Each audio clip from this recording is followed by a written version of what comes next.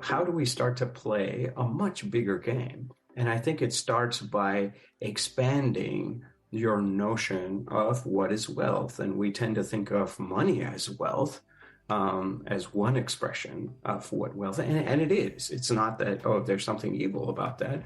Fantastic. Like money is a form of wealth. But so are so many other things, right? Like you're saying, attention is a form of wealth. Connection is a form of wealth. Stories is a form of wealth.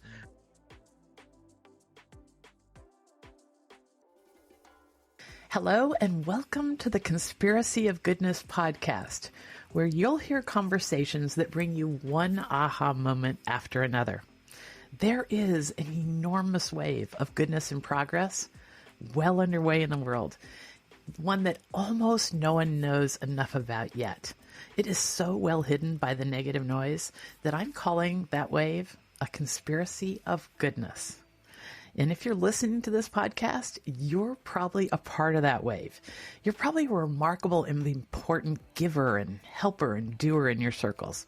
And the guests on this podcast will help you with ideas and inspiration, joy, and fresh things to keep your role in your circles strong, because we need people who are givers, helpers, and doers in society right now. It is still an amazing world, and on this podcast, you're going to hear from people who are making that way. Hello, I'm Dr. Linda Ulrich, and I'm the founder of the mothership website of this podcast called The Goodness Exchange. There you can tap into thousands of articles, links, videos, everything you need to have a spring in your step again. There at The Goodness Exchange, we are talking all about and writing about people who are making the world good, positive, progress. It's what's right with the world. And today we're going to start with a guest who is certainly a part of that movement. Nipun Mehta is an amazing thought leader in the world with an organization called servicespace.org. It's an incubator for projects at the intersection of volunteerism, technology, and the gift economy, which we're going to hear a lot more about. Through his work on social change, Nipun has been recognized by the Dalai Lama as an unsung hero of compassion. He was a choice by President Obama to be on the Council for Social Change. And he's been one of Germany's, I'm not really sure how to pronounce this, magazine. Well, they named him one of the top 100 most inspiring people of 2020. And in this interview, you're going to figure out why. I'll let Nipun give you more of the story on Service Space, but to put it in a nutshell, he and some of his friends in Silicon Valley started to be curious and want to see how much good in the world could be done with volunteerism as a core principle. And that experiment has now grown into a global ecosystem of over 500,000 people, maybe more. We're going to find out in a minute. And it's delivered millions of dollars worth of service for free. There's lots of projects in Nipun's orbit, and we're going to talk about those too. So welcome, Nipun Mehta. Oh, thank you, Linda. I'm so happy to be part of this conspiracy of goodness. I love that. I think you're a charter member for sure. And we should talk about that. It looks like you started at this reversing the hopeless narrative in our world before it was popular. I mean, you started questioning the power of volunteerism and so forth. Give us way before it was popular. So give us a little rundown on your story. Well, from that perspective of goodness, I actually really always kind of feel and have felt that there is this spark in people, this spark that longs to be connected to each other, that longs to be in service, that longs to be compassionate. And I think it's just that sometimes it's covered up by all these clouds, but it doesn't mean it's not there. The rays of the sun are always there. I had this implicit faith for myself and in everybody I saw. And I was like, how can we bring more of that? So I remember in the late 90s, or actually maybe 96 or something like that, I was, I had access to a computer. I was working my one and only job at the time in my life, actually. I had access to a computer that had 24-hour internet access. And I was like, whoa, that's really cool. And I remember starting this project called Daily Good, which would just send out. Initially, it was like, it's like all like, what would a teenager do with this kind of access? It's like you want to do a prank in a way, but a good prank, like a sort of kindness prank, so to speak. And what I decided to do is send out an automatic email at 4 a.m. So everybody would be like, oh, Nipun is awake at 4 a.m. But what I really wanted to do was send out a little bit of good news. And so I had programmed this to send, initially it was just a quote, and then it was like a little bit of good news, and then it expanded into something, an action also. And that came to be known as Daily Good, and it's gone out to millions of people. It's every single day since 96. We've sent out one email just with something positive, something that says, oh, like I also have that impulse to serve, and I want to actually empower that impulse, as opposed to so many other impulses we may have that may arise on this difficult path that we all have to tread. So I think for me that's always been the hallmark of what I feel, that I think the world is held, contrary to what we hear in the news. I think the world is actually held by a lot of goodness that doesn't make the news. The world is held by a lot of care. And it starts with our mothers. You don't have to go too far to know that, my God, like 9 months of an unconditional gift. I mean, how are you going to ever repay that? And so, I'm a big fan of this conspiracy of goodness, as you call it. Well, I tell you, there's a lot of history that reflects that that's how the biggest leaps in human history happen. To prepare for my TED Talk on the topic, I really dove into whether it was true. It was the story I was telling myself, was that, at first, all major social change starts with the quiet givers, the people who are just turning their back on something that offended them at the core of their humanity. And that's how it turns out we got rid of the gladiators and slavery and it just so many things that weren't aligned with human progress or progress for the greater good or the world in general. So, okay, okay, go ahead. No, I was just going to add a little nuance, because I'm very inspired by people like Gandhi and Martin Luther King and what they did. It's one thing to be offended and say, I'm going to right this ship, but it's another to say, look, this is not right. I oppose the action, but I'm going to love the person. And so what Gandhi did was, when he's thrown off the train for being brown, in South Africa, he was very offended by that action. He was hurt by that action. He ended up dedicating his life towards that kind of injustice, but he never did it while othering the other person. So I think so many times, in the name of doing what we think is good, we end up actually creating, to build a bridge, we end up burning, or maybe to build 5 bridges, we end up burning like 2 bridges, and that in the larger mathematics isn't good.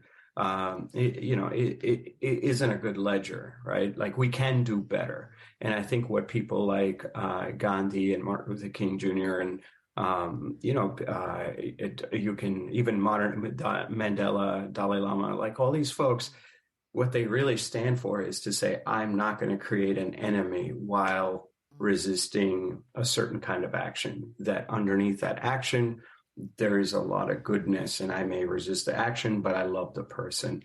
And you see so many remarkable examples of when Gandhi was in South Africa, his arch rival was this guy named General Smuts, who's the head of the army. And they were like this for such a long time. And he put him in jail so many times. And at one point, Gandhi's in jail. And inside the jail, he's like, you know what I'm going to do? I'm going to make a gift for the guy who put me in jail, General Schwartz. So he creates these sandals by his own hands, and he gives it to him. And General Schmutz, and this is now in a museum, these sandals, with his quote there, he says that, man, it was my privilege to lose to a man like this. It was and he says, I'm not man enough to step in these shoes. And yet, like, I feel that it was one of the most meaningful things that I have received in my life. And so it's not just that you change the other person, you get your way, but you get your way in a way that the other person is lifted up as well. Like that, I think, is the PhD of compassion, right? Like we may not be able to get there right away, but I think it's possible to play a more infinite game, and to lift up all sides. So true. Our niche has been for 10 years interviewing folks who are doing the most extraordinary things in the world, solving some of our biggest problems that no one knows about. And one thing I've noticed about the innovators who are adding fresh ideas or going at things with fresh angles, they don't need an enemy. The best ideas don't need an enemy. They're just great ideas all on their own. And you can't get the best innovators to talk about anybody, anything but the idea and going forward and bringing people on board. They will not talk about an enemy. And I think it's right in line with what you're saying. Yeah. Agreed. So there's a concept that I really love that's sort of at the core or at the beginning of this. We're going to get into lots and lots of your insights, but, I love this concept of paying attention to circulating things that matter. That's one of the things I speak about out in the wider world is kind of the paying attention to what we're giving our attention to, right? Paying attention to what we're helping rise to the top of the internet. We can't be clicking on all this crazy and meanness. We've got to reserve our clicks for the things that matter. So talk to us about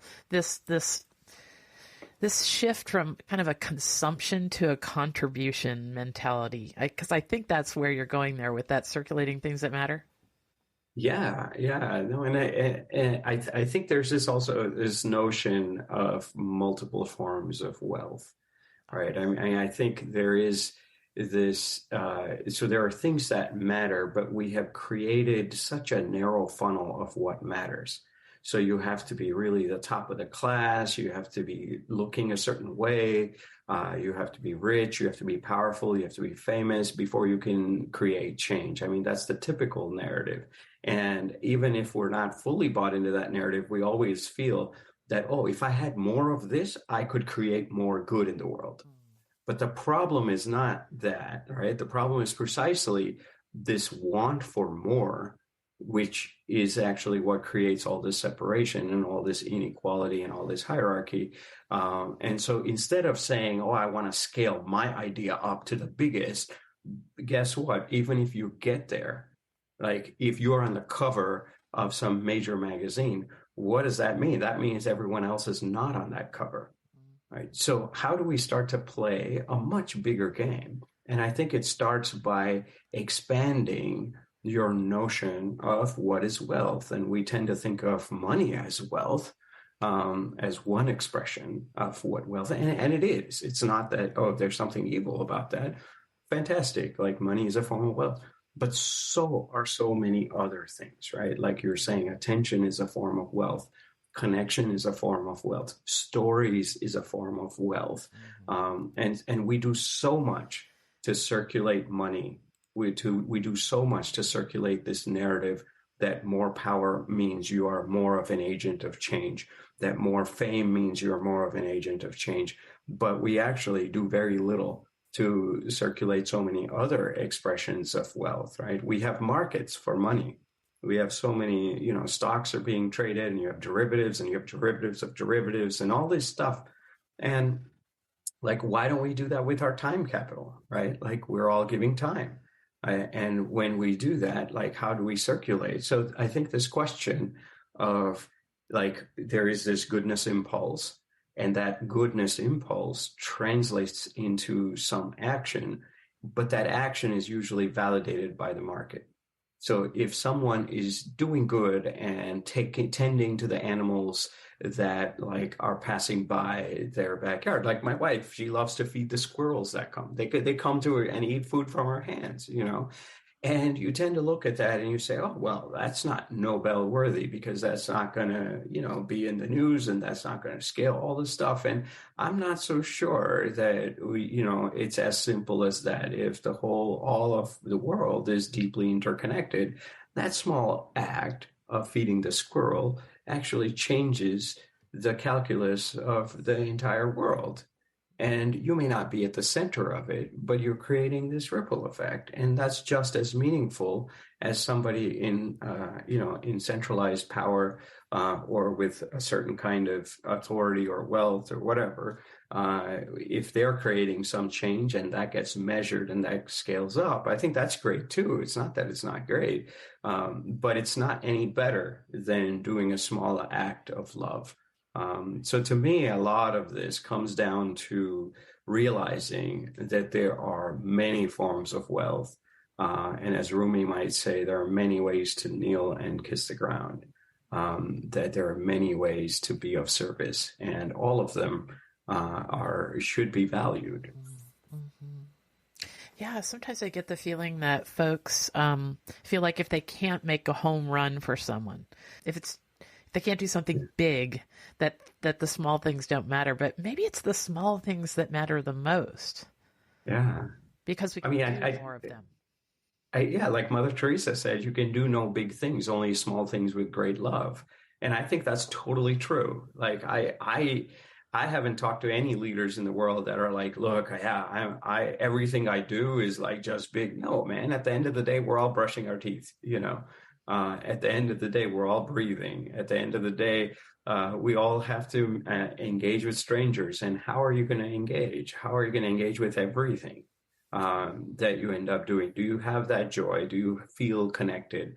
And I think those who tend to the small acts oftentimes end up being happier because they see that everything is deeply, you know, connected in this interwoven web of life. And if you're in that place in you, man, it's you feel held, you feel secure, and there's this bubbling of compassion that naturally happens in you because you realize, man, everything is me, you know, that everything is deeply, deeply interconnected. So I think it's it's a challenge of our times to not just say, oh, this person, you know, one of my friends actually had a son who was autistic. And he was very successful, did a lot of huge things. I think he had 5,000 people working under him at the age of 36. And he had a son, and, you know, him and his wife, he married his high school and college sweetheart, had a storybook life, but then they had a son, and the doctor said that your son is going to be autistic. And the way he describes it, he didn't know how to process it. And so he says, the first time I heard it, I went to the bathroom, locked myself in there and cried for half an hour straight. Mm-hmm. And then he realized that actually, maybe this is the greatest gift of my life. And he ended up, he was at SAP, one of these big companies. And he said, you know, what I want to do, I think my son's greatest gift for me has been to show me that everyone is good at something. That my son isn't good in the same ways. Like, he can't be on this podcast, but he's good in so many other ways. And so he went on this hunt, and he realized that people on the autism spectrum are actually quite remarkable in so many ways. Like, they never lie, they're never late, they don't get bored. And he ended up hiring 5 people on the autism spectrum, and it was so successful it became a Harvard case study. So I think if we all think creatively like this, that everyone is good at something, I'm good at something, and how do I circulate that gift? In that circulation, I think we feel connected. And in that connection, we uncover a deeper synergy of being alive and unlock new solutions for suffering in the world. That is so beautiful. You know, before we move right off the topic of autism, I recently interviewed Temple Grandin. Not sure if you know who Timble is, but she's probably the most famous autistic scientist in the world. And she will be the podcast right before yours publishes. So I hope people will look at that, because that is her message. She was nonverbal by age 3, and her parents were told to institutionalize her, and she ended up with a PhD at the University of Illinois, and she's designed most of the livestock processing plants in the United States now. Because of her autism, she could see the world differently and design things humanely. There could be no end to the limitless potential in different kinds of minds once we open up to the possibility there. Yeah, thanks for mentioning the autism topic. It's an important part of the diversity conversation we're having in our world right now. Yeah. This Absolutely. Yeah. Oh, so let's take a break. And when we come back, we're going to talk about more of these great insights and ways to sort of open up our minds to the world of possibility through a heartfelt sense of giftivism. And we're going to talk about that in a minute. Okay, we'll be back in a moment. Hey, Dr. Linda here. Did you know that a recent Harvard study found that exposure to just 4 minutes of good news each day will make you 32% less anxious and 18% more optimistic? Just 4 minutes. We've all got that much time to devote to our worldview and our sense of flourishing.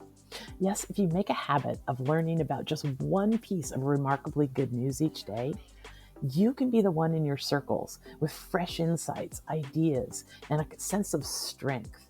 Okay, so that takes care of the problem in our personal lives. But what about our work environments? We need to feel like we come alive there, that we have meaning and purpose there. Well, enter the Goodness Exchange for business.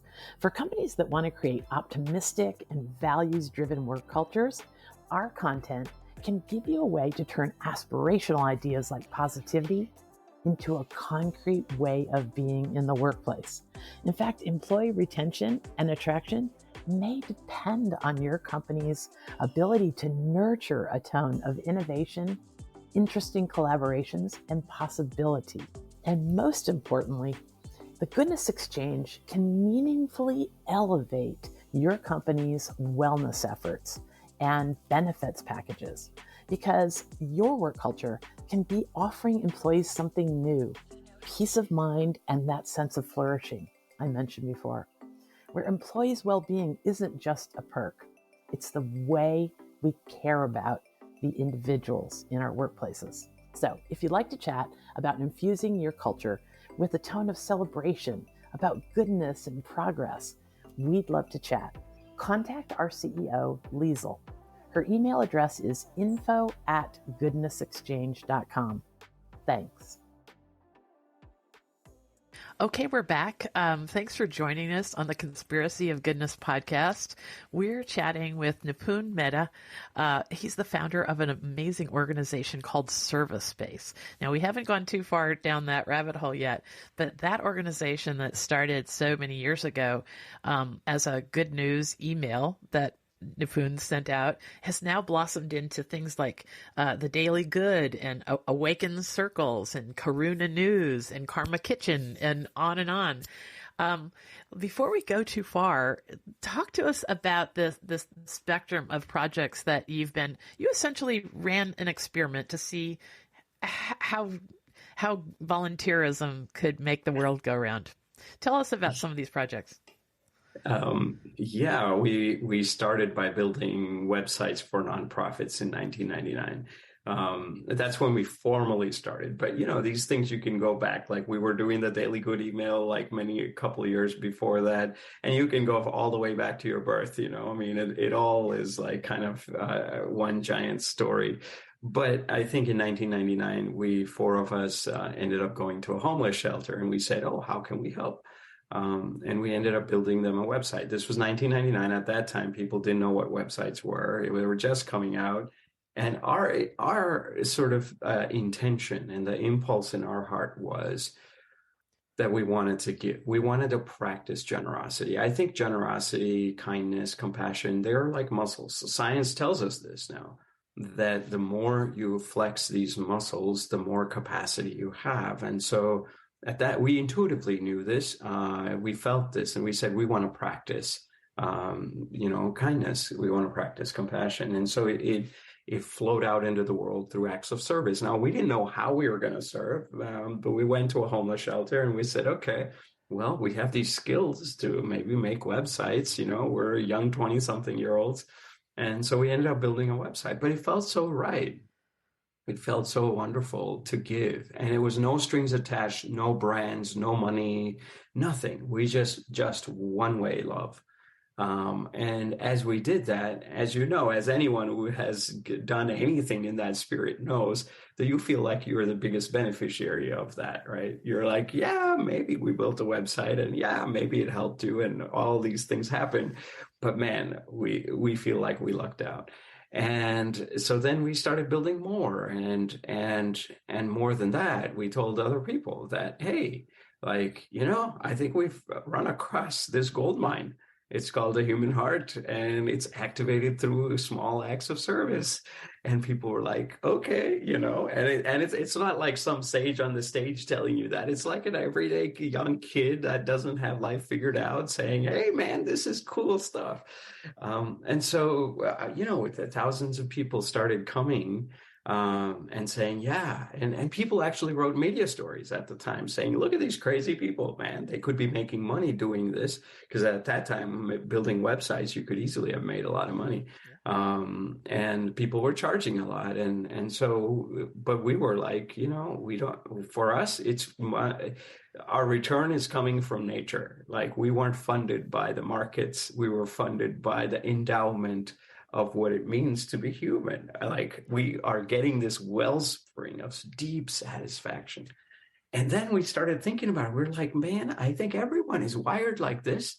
So, why don't we just, like, instead of going and being transactional with people, and like, that's usually what we do when we hire people, right? We say, look, I'm going to hire you, which means that you do this work for me and I give you this in return. We said, why don't we just create spaces where people can reconnect with that part of themselves? And when they actually serve, nature will reward them. So we're like, let's just do something that's nature funded, And so it's like a crazy idea. You were like, wait, why isn't the whole world doing this? How come people haven't figured this out, right? And we're like, well, whatever. Like, let's do it ourselves. And so that's kind of how we we just, the more we did it, the more people wanted to give, and the more, like, word spread virally. And we were also smart about incorporating. I mean, people have so many things to do in their lives. So they might have 5 hours, or they might have, 2 hours one week. And so we decided to put these we created a platform where these micro volunteering hours could add up to, something significant. So instead of, like, 5 staff working for you for 40 hours, you'd have 40 people contributing 5 hours a week, and a platform that brought it all together. And so we started having this incredible, organizational, institutional capacity. And we were like, well, what else can we do, And so we said, well, we should solve problems in the world naturally. So then we said, well, what kind of problems, And so we said, well, there's many people solving many problems in the world, but maybe we should solve problems that money can't solve. Right? And that's a very interesting question, because if you ask people, like, you go to a party, right? And you ask everybody, well, can you tell me 3 problems that money can't solve? And everyone will be like, no, because our usual conditioning of the mind is that you do something as a lemonade stand, and then you mature into a factory, and then you mature into a lot more fundraising, and then you become a nonprofit. And then, it's like we have a very conditioned mind, even around social change. Like, we don't actually believe that you can be doing lemonade stands for 20 years and that could blossom into something way outside the market, and in fact way effective and way more effective, and it can solve unique kinds of problems that the traditional resources like money, power, fame cannot do.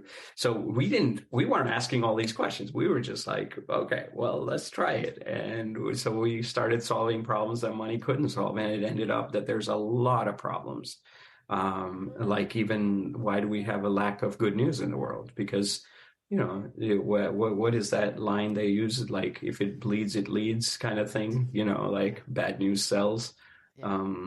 So like kindness, why don't we have a full out portal on kindness? How do we rebuild trust in society? Nobody's figured this out. Trust is plummeting.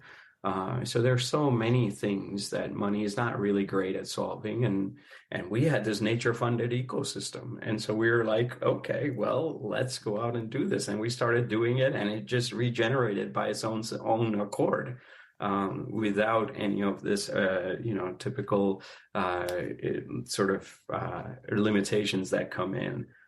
So I often think of our work as like we started with doing websites for nonprofits, and we built thousands of them. Then we started doing these vertical portals around these themes like kindness and good news, and even like inspiring videos, KarmaTube, so many such portals. And then we started to do a lot of offline stuff as well, like Karma Kitchen that you spoke about, awaken circles in living rooms around the world. And these are very innovative things that people usually don't try, like Karma Kitchen. Yeah, You talk walk about the in. Karma Kitchen story. That is such a funny story. I had somebody tell me all about their experience recently. Oh, it's an amazing. So you let's say you take over a restaurant, right? A bunch of volunteers, and you say, well, I want to rent this restaurant for today, and now I'm going to run it the way I want to. And how are we going to run it? So we decided that what we would do is you walk in, you have a meal like you would at a normal restaurant, but your check at the end of the meal would read zero. It's zero, not because it's free. It's zero because someone before you, whom you don't know, has paid for you. And you are now trusted to pay forward whatever you want for people after you. And you're like, well, will people pay? And imagine if that happened to you, right? Like, okay, well, I want to leave something for someone after me. I feel a sense of gratitude. But then you say, how much? Like, what do you benchmark it at? Right? Do you give less and say, look, I'm going through a tough time, I'll give less? Do you try to benchmark it to another meal you would pay elsewhere? Or do you overflow with gratitude and pay forward more? And holding space for people to just ask that question is so powerful, because we don't have any such spaces where you're like, feel into that gratitude and see where you want to land. And you know what? No one's checking. No one's trying to figure out like how much you gave and if you're worthy, if you're not worthy. It's just a conversation between you and your inner self. And you do that through this very mainstream way of like going to a restaurant. Now you've turned that restaurant experience into an experience of deep empathy.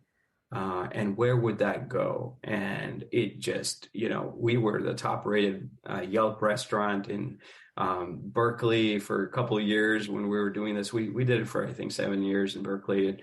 It was just incredible. And then everyone's like, hey, I want to do it here and I want to do it here. And, I think it's been in 23 places around the world, and, creating all kinds of ripples in all kinds of ways. And then people realize that, hey, it doesn't just need to be, I could do anything. I could run my yoga studio in this way. I could run, I could run my magazine in this way. I could run a rickshaw. In India, there's a guy running a rickshaw on this pay it forward basis.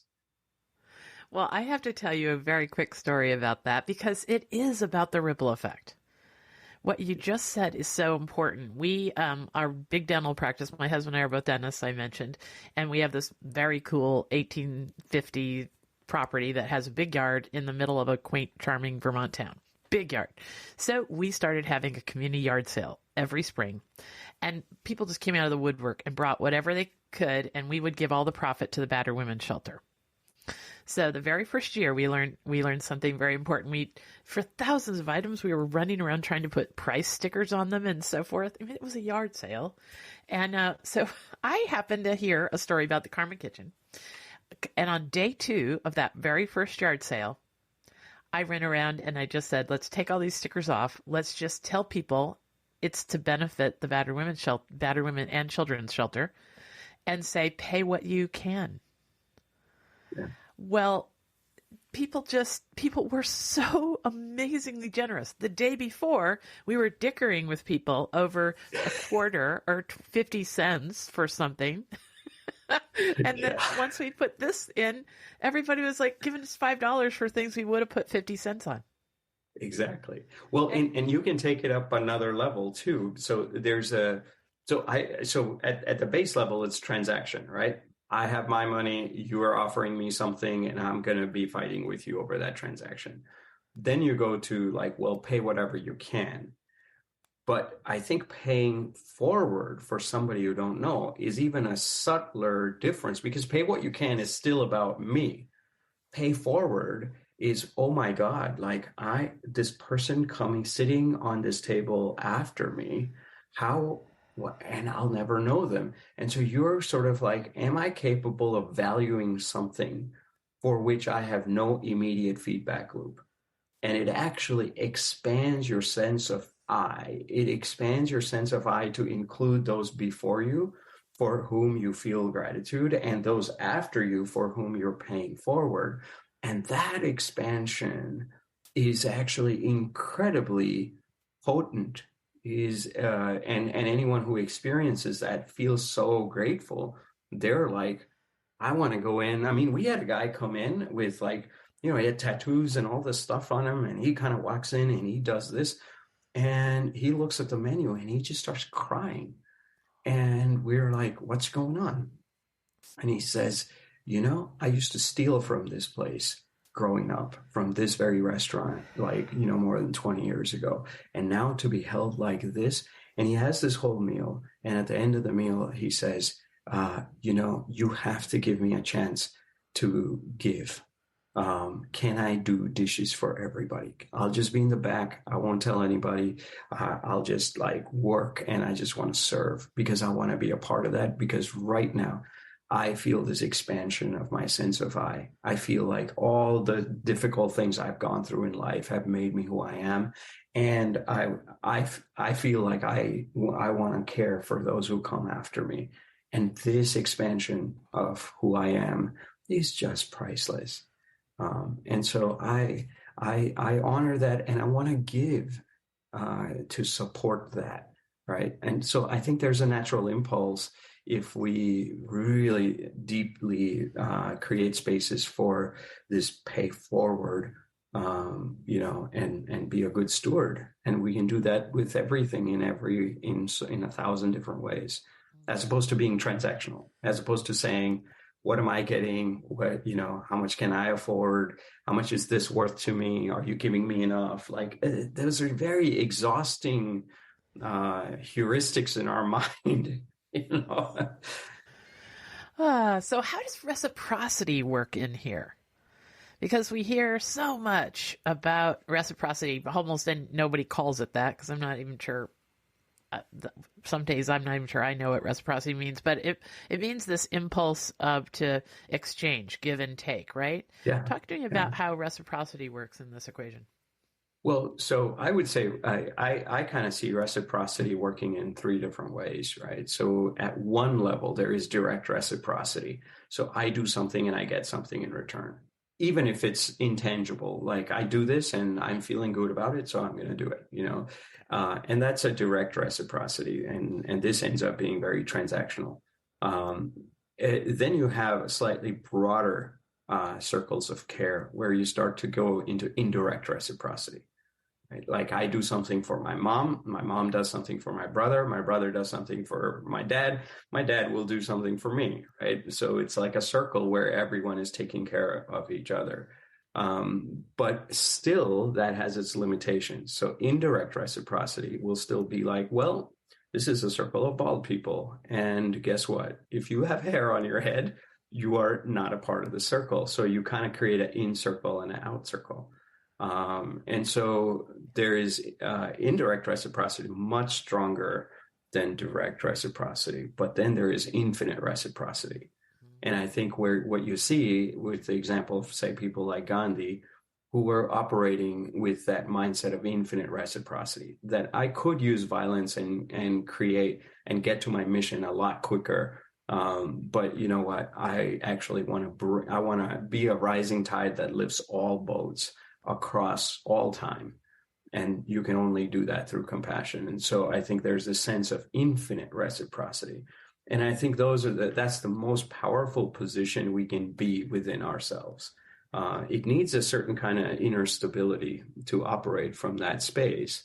But I think we are capable of that, and we can support each other in finding that place of infinite reciprocity, which is principled, which is not transactional, which is relational, which honors the deep ways in which we are wound up as human beings, and not just human beings, as all life, you know. Right. Oh, that's a lovely way to think about it. Does that go with that quote? I think in one of your TEDx, you gave this great quote, which I've thought about a lot since I heard you say it. You say, you can't count the seeds in an apple. You can count the seeds. Sorry, you can count the seeds in an apple, but you can't count the number of apples in the seed.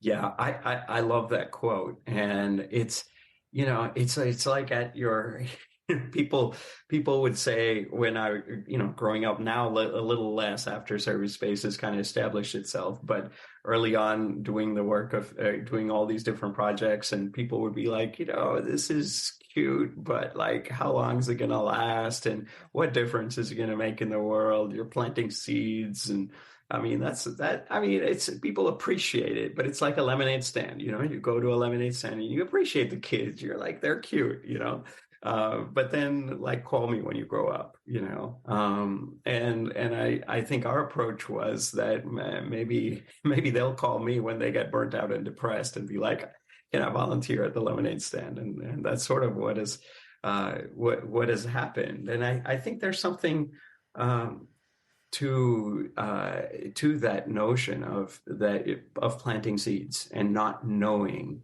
how many apples are gonna be part of the harvest. That you like, we don't need to make everything about me. Like, you don't need to be the center of the story, and that's not a disempowering thing. That's actually a radically empowering place to be, where you are not just in yourself, right? Where you say, where is Linda? Where is Nipun? And you can say, well, this body is Nipun. But if you look a little deeper, you realize that actually, I don't have to just have a very narrow perception of Nipun. One of my friends, when his father passed away, he was Hindu, and in the Hindu tradition, they cremate the body, and the eldest son takes the ashes and puts it into the water. And he was the eldest son. And as he did that, he was grieving. It was very sudden death, unexpected. His father always wanted to buy a house, and they had just bought a house on the weekend, and his father passed away like 2 days after that. And so it was a very difficult moment. In this difficult moment, he has these ashes, and he's about to offer them into a river. And as he's doing this, all of a sudden, he goes from grief to this incredible joy. And he's like, oh my God, where is this joy coming from? And he looks around and he says, oh my, I always thought my father was all of this, but now he's going to be connected through all the water. And in the water, there's all these beings, and there's all these fish. And now it's like, every time I see all of this life, I'm going to look and say, oh, there's a little bit of my father in everybody. And that expansion is actually an incredibly liberating feeling, as opposed to just being stuck in this finite sense of self, that I'm just this. And then at some point it gets old and it dies. And then I'll be so sad when everything that I thought I was trying to prop up for my whole life is all gone. Instead of that, you're like, oh, wait, you are not the wave. You are the ocean in which the waves are rising and passing. And man, that's liberating. And I think that's the highest promise of service, is that it invites you to go from being identified not just as the wave, but really being the ocean. And the wave is beautiful, and you honor it. but it's going to rise and pass. So I think that's really the reward for service, is to then plant seeds for whose apples you will never be able to measure. And that's a beautiful feeling. That's a glorious feeling. No one will give you an award or money, or you won't be on anyone's Instagram profile. But man, that feeling is priceless. Mm. And we all have access to that. Like, you can just do what you can. Who was I was interviewing somebody recently. Oh, it was this founder of this organization called the Rainforest Connection. So this is an innovator who we've written 4 or 5 articles about, and he's discovered that old cell phones can save all the remaining rainforests in the world. His name is Topher White. It's just a brilliant concept. Now it's global. It's so big now. So he's gone on to another project. He's creating backyard devices that we can listen to the world, that can listen to our world, our backyards, whether it's our back stoop in the city or our backyard in the country. And I kept wanting to attach a bigger global meaning to this, because they're going to be collecting this data, so we can know what's in my backyard and in your backyard and everybody's backyard. And it's all about biodiversity and preserving biodiversity, big picture. But I kept wanting to take it to bigger heights, and he's like, "No, Linda, no, let's stay local. Let's just make a difference local. You don't have to change. You don't have to change the world." And I love that about going from a project as big as he had to something that's just so focused on, let's keep track of how many foxes there are in our neighborhood, because foxes kill the mice that cause Lyme disease, for instance, right? And if my little neighborhood right here in Fairfield, Vermont, if we can see and keep track of the fox population growing, we will have less Lyme disease with the farmers or my kids or who's ever out in their backyard, right? This thing about serving locally, right where we're at, that can be something as near as our neighbor or our town or our. Talk to me about the localness of this impulse to serve. Yeah, I think when we can start, in let's say you're in your freshman year of high school or freshman year of this compassion college, we can look for places where we want to go out and practice. So I'm going to go to Linda's farm and I'm going to practice something there because it's conducive, and because I haven't really flexed my muscles. But as you really get more established, you realize that not only is the whole world your playground, every moment can be a playground for moving from this consumption mindset and this transactional mindset to this place of contribution, to this place of service, to this place of connection, and trusting in that connection to bring something out. And so when you say local, I think it can be, it's actually wherever you are. It's not even that I'm going to take care of this community, because, tomorrow you might be in a different city and you may not have all the resources that you might have had in a different place. But that doesn't mean you're not local. You are local wherever you stand. And if wherever you stand, you have the eyes, and we can all cultivate these eyes to say, how can I be of service? Just go out and pray for a tree, go out and feed an animal, be nice to a stranger, care for your neighbor, like 1,000 things that you could be doing. But I think it's predicated on having that lens. So I think, and it's not that you won't change the world, that your world will change because you did that. But even more importantly, you will change. So if I change, I had a friend who was very affluent in the world, and he came to me and he's like, I like this notion that you say change yourself and change the world. Like it, instead of like work on yourself and that will create this ripple effect and the world will change. And he says, I like that notion, but I really want to leave a legacy behind. I'm so rich and I've done so many things in the world. What should I do? And so he had come from a different state to visit me. He'd come from Texas and he's asking me this question. And I said, we talked a little bit, we shared ideas. And I said, why don't you pay toll for the car behind you? And he was like, okay, yeah, great idea. And he had enough money there. He could do that to every single time he crossed the toll booth.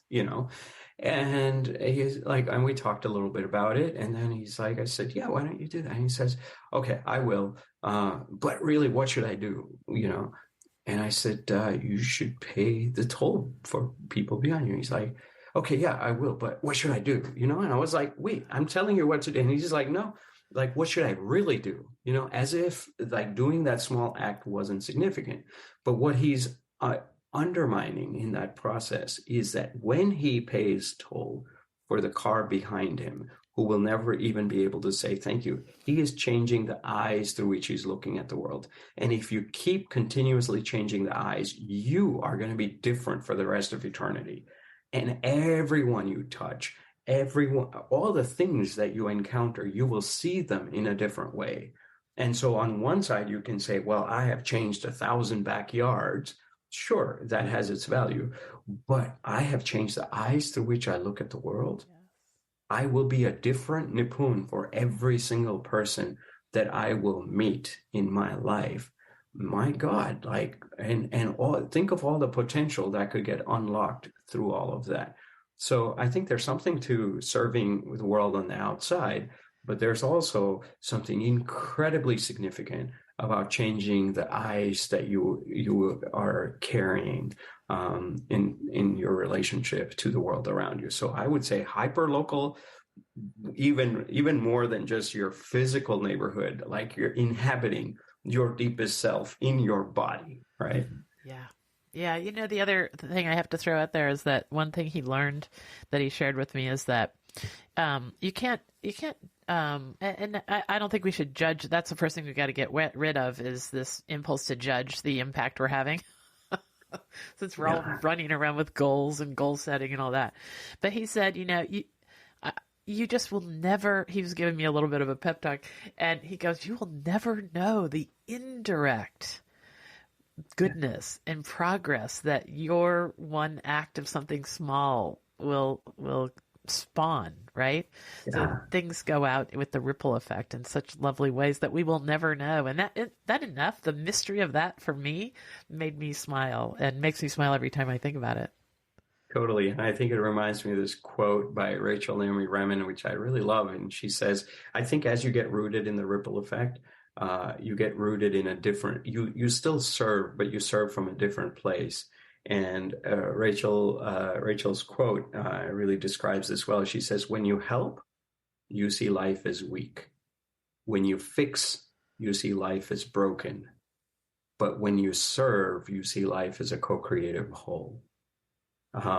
And I think it's like that because if you start feeling like I have and you don't have, and you do this top-down thing, like, man, being on the other end of the receiving like that doesn't feel that great. And actually even giving in that way is a very cheap way to give. Then you start thinking, oh, well, I am so educated and I know so much. And you're living in the slums. Let me fix this for you. And to be seen as broken doesn't feel good. And even for the giver to have that hierarchy doesn't feel great. But when you start to say that, man, you have so many different kinds of wealth, I have so many different kinds of wealth, and we're richer not just in an additive way when we bring these things together in relationship, but actually it creates a multiplier effect that if one and one come together, it creates something greater than two because the plus sign has value, right? Like that's synergy, the whole, which is greater than the sum of the parts. So I think this ripple effect can actually translate into you going from I'm a giver to actually I'm a giver and a receiver in all moments. Doesn't really matter who you are. Yeah. That co-creator concept is really beautiful and empowering too. There are times in my life I mentioned we've been able to travel to some pretty remote places in our lives, and whenever we were in a shared struggle with somebody, even most likely we couldn't speak because didn't share a language. But when we both stood side by side and looked at the problem together, and you could say that I had more money or resources, but they always had better ideas. and they always had more ingenuity because they knew the landscape around them or whatever. That looking at every opportunity to connect with a human being as a co-creation moment. Back to where we've kind of gone full circle in this conversation. If we look at, you don't use the word capital, you used a different word. Oh, different kinds of wealth. If we looked at all of our resources as part of our wealth, then the monetary part seems to pale in comparison to all the other bits and parts of wealth that we can each bring to a situation. And I think the first part is to say everyone is a change maker, everyone is a contributor, everyone can contribute in some way, shape, or form. I mean, I have had food. My wife and I went on a walking pilgrimage across India right after our marriage, and we were fed by people who couldn't feed themselves. They borrowed food to feed us because the generosity was more important to them than even feeding themselves. And I think life, it rests in the hands of such hearts, and so I think it's very much alive. But what's beautiful is that if everyone is a change maker, if everyone is a contributor, then what we start to do is not just that your cooking skills and my coding skills come together and now we have two.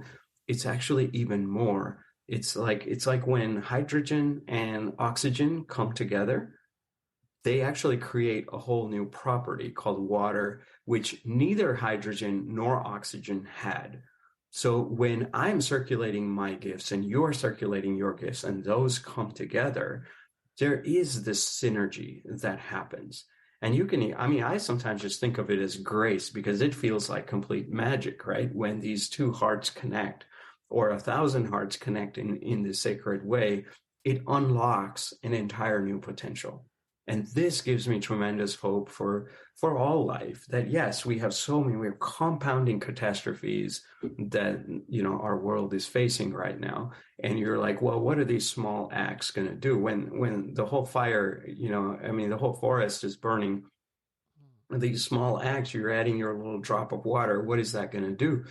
But what we discount in that kind of a worldview and narrative is that if you are adding that drop of water with a lot of heart, with this openness, you are going to connect with someone else, adding that heart, adding that drop of water with that kind of a service heart. And when these things connect, it creates a nonlinear possibility that we won't know until we actually do that.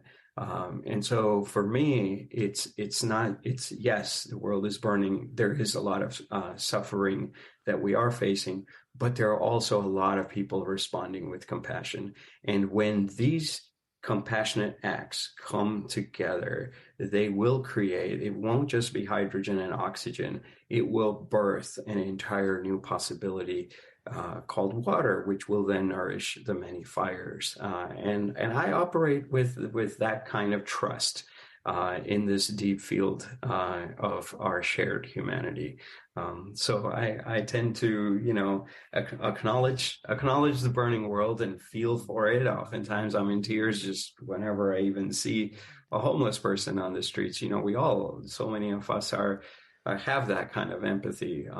But I also know that for all the problems there are, there is this vast conspiracy of goodness, which is life. So let's keep going with that attitude. Yes, it is such a great place to wrap this conversation up.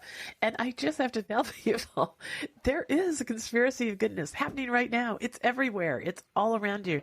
It's really a lot about the kind of opening your eyes that Nipun's been talking about. Just opening to seeing new things. Once you start seeing it, goodness and progress starts popping up everywhere. All right. So I want to wrap up here with a question I ask everyone. If this episode had only been, 3 minutes and you seem like a super enlightened, nice person. I'm sure you think good thoughts all the time, but are there times when you listen to the news or whatever and you just go, oh, and is there one thing, like, what do you really wish people knew? Is there one thing that kind of, you just, like, I really wish people knew? I think that one of the things that I'm also trying to learn, that I wish I knew in a deeper way, is what Gandhi would call the law of love. Okay. I think we know about, we know about electricity and gravity and, all the different physical laws, but I think we underestimate the power of love. So we see there's all this science of how an 18-month-old who hasn't even created these frameworks or ideas or, doesn't have the language, but yet immediately has an impulse to help other people. I mean, there's these incredible videos where, people are, if people are in trouble, they drop something, they don't know what to do, and an 18-month-old walks up and goes and helps. And so I think there is this law of love. It is incredibly subtle, but very real. We all feel it. We're all driven by it in different moments, maybe not in all moments. But I think I would love for society to actually be designed around this law of love, not just to play defense on our vices, but actually to play offense on our virtue. And I think it's possible to create that kind of a world, but it requires all of us to sort of illuminate this intrinsic propensity to respond to love with greater love, this deep law of love. So I hope that I can do my part to unlock the potential of this law of love. And I hope that, all of us together can add momentum to it so we create a genuinely flourishing world. So we play a much larger, much more infinite game where we're not creating losers for every solution. We're actually creating a whole new plateau of possibility. So that would be my hope for myself and for everybody else. Ah, that's just terrific. Well, I can't thank you enough, Nipun. We can do this. I look out in the world and I see, just people popping up like stars in the darkness. And it's all about what we focus on. Are we going to give our attention to the darkness or the stars? There's just so many. Okay. Well, thank you so much for joining us. Where can people find more about your work? I mentioned the TED Talks. We mentioned some other things. They'll all be in the show notes, connections to all the work that Nipun's wonderful way of thinking has spawned. All of those will be in the show notes on the Goodness Exchange website. There'll be a beautiful article written around this podcast interview. Is there a particular place people can go next? Well, I mean, at a very practical level, you can check out servicebase.org and that'll take you to different places. But even at an even more practical level, I would just say tune into yourself. That's the place. That's the place where we unlock this law of love. That's the place where we say, hey, I am here, wherever that here is, even if you're momentarily there. As soon as you're here in that moment, you look out at the world through the lens of service, of care, moving from me to we, I think we step into a service space, and I think that's probably the best way to find to find that ocean amidst all the waves. Ah, lovely. Well, I hope all these connections to goodness and progress that Nipun and I have talked about will carry you through your week, and you will start finding all the joy and wonder that we've been talking about. Thanks. Thank you. Happy to be here.